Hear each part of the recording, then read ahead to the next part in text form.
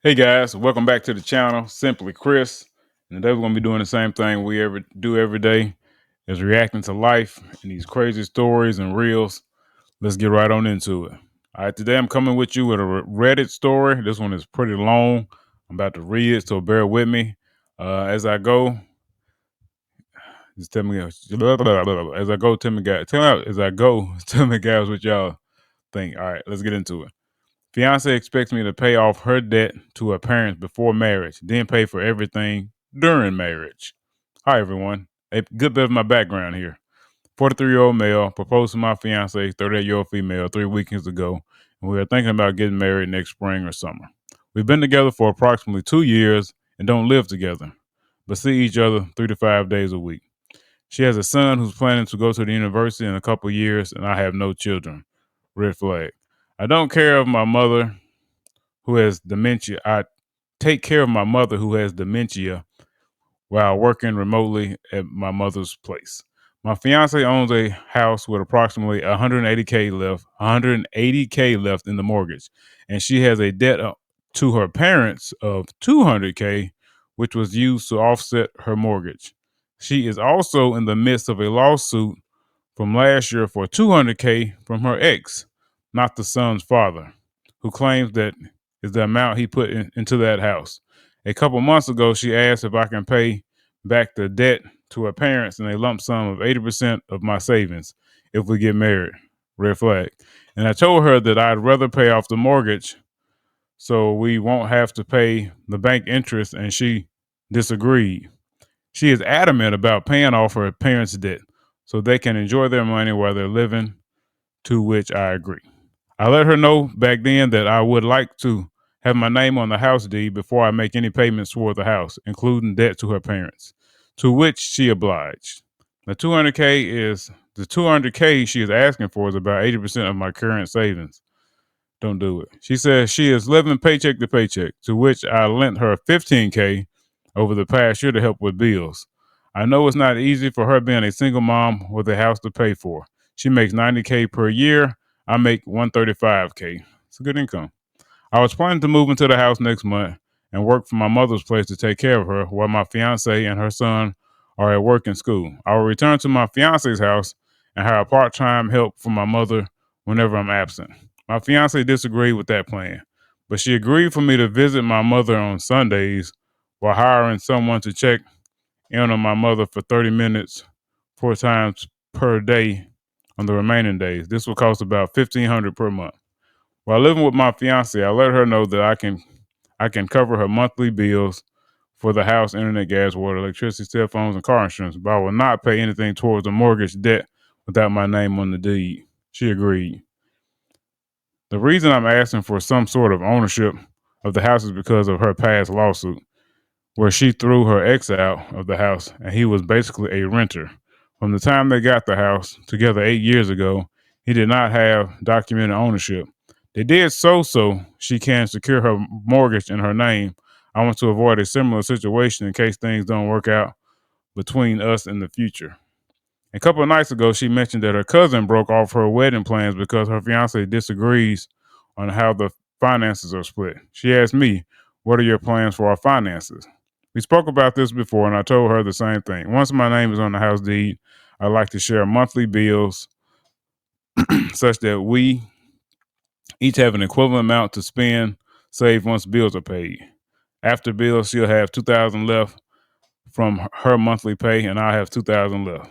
This would be easy if we had a shared bank account, but she is against that and wants us to have access to each other's account in case either of us kicks the bucket. Whoa, red flag on the play. Let's keep going. After I explained the expense sharing idea, she got fierce and said the man should pay for absolutely everything. Leave now. I asked her, "What if I go broke? What are you going to do with the money you'll be saving?" She said she'll pay whatever remaining bills, and the money she saves in her account will be icing on the cake for spending, for which I'd have to let her know about whenever I make a purchase. She has no plans for savings. Man, if you don't get the hell out of there. I told her I disagree with that and would rather share everything more evenly, but considers any splitting of bills to be a bad idea. I'm thinking she got influenced by her cousin's breakup, The next day, she said she wants to break up with me through text because she wants to stick to her plan. How can I salvage the relationship so we both can agree on finances with either of us breaking our bank accounts? I already proposed a shared spending account to which we deposit our checks into. She totally disagrees with that. TLD, I gotta figure out what that is. My fiance wants me to pay all expenses while we're married, including prior debt to her parents, while the money she brings to her bank account is used for additional spending. I disagree with that and would like to have a shared or equal distributed income after all bills are paid. She wants to break up because of this. How can I find a more common solution? Okay, before I get into any updates, man, run. It sounds like this woman just trying to use you for everything you got. What, what, in what world does this make sense? You spend all your money. I keep all my money for spending. It makes no sense, and it won't work out. Why are you trying to appease this woman? What? I'm trying to find some common ground. Leave, because what's gonna happen is you're gonna be with her. You're gonna pay off all this debt, and she'll probably just leave you for somebody else who probably got more money than you do. And now you done did all this hard work and paying all this off, and she don't even really love you like that. Let me tell you this: somebody really like you, they don't care about how much money you got. They just want to be with you. And all this extra stuff, it don't matter. So my response to this is just leave. Just go ahead and go about your business. You know what I'm saying? I like the split plan. I have 2,000 left. You have 2,000 left. Ain't nothing like free. This damn show ain't it. Hey man, so you can go ahead and kick rocks. You've been kicked the bucket. I wouldn't even make this post. Oh man, it's over with. It's over with. All right, let's go to update. Update one. She paid me back $11K for a separate 5K and 6K loans 5 months ago, and borrowed 4K to repair her leaking roof a month afterwards, to which she still owes me. Again, she don't even sound like she can budget money. She just blowing it. She makes what, 90K per year, which isn't a horrible. That's actually pretty good. I don't know where y'all live. Like, if y'all live in California, that ain't a lot of money at all. But it depends on where you live. But at the same time, she's borrowing money from you already. At least she paid the 11K back, but borrowed another 4K. All right, second update.